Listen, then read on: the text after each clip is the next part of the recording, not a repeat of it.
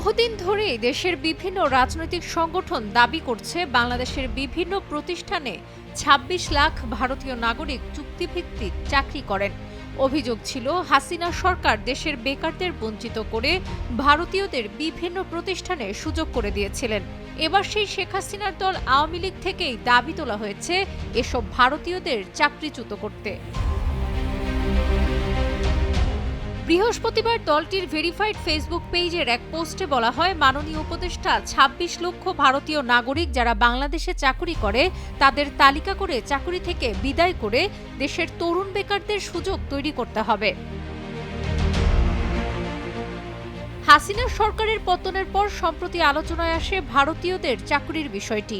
বাংলাদেশ পরিসংখ্যান bureau BBS এর সর্বশেষ তথ্য অনুযায়ী দেশে শিক্ষিত বেকার ২৬ লাখ ৪০ হাজার। যে দেশে শিক্ষিত বেকার ২৬ লাখ ৪০ হাজার, সেখানে ২৬ লাখ ভারতীয় কিভাবে উচ্চ বেতনে চাকরি করেন? তাদের বেতন হয় ডলারে। প্রতি বছর বাংলাদেশ থেকে প্রায় ৫ বিলিয়ন অর্থাৎ ৫০০ কোটি মার্কিন ডলার রেমিটেন্স ভারতে চলে যাচ্ছে।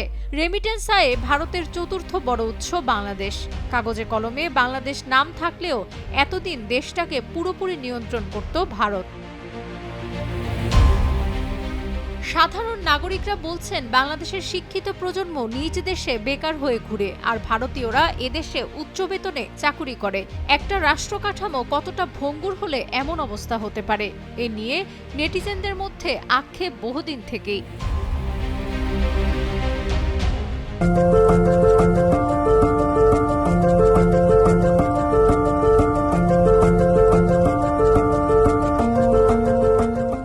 প্রতি সপ্তাহে রাজধানীর শিক্ষা প্রতিষ্ঠানগুলোর সামনে খুবই সাধারণ একটি দৃশ্য দেখতে পান ঢাকার বাসিন্দারা, আর তা হলো দেশের বিভিন্ন প্রান্ত থেকে আসা তরুণরা হয় ভেতরে ঢোকার জন্য প্রবেশপথে অপেক্ষা করছেন অথবা নিয়োগ পরীক্ষায় অংশ নিয়ে বেরিয়ে আসছেন। প্রতি বছর বিপুল সংখ্যক গ্র্যাজুয়েট পড়াশোনা শেষ করলেও চাকুরির বাজারে প্রবেশ করতে পারে না তার অধিকাংশই।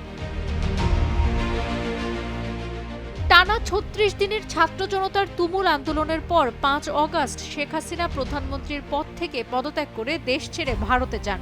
মাত্র ৪৫ মিনিটের মধ্যে দেশ ছাড়েন তিনি। এর মধ্য দিয়ে আওয়ামী লীগের টানা প্রায় ১৬ বছরের শাসনের অবসান ঘটে।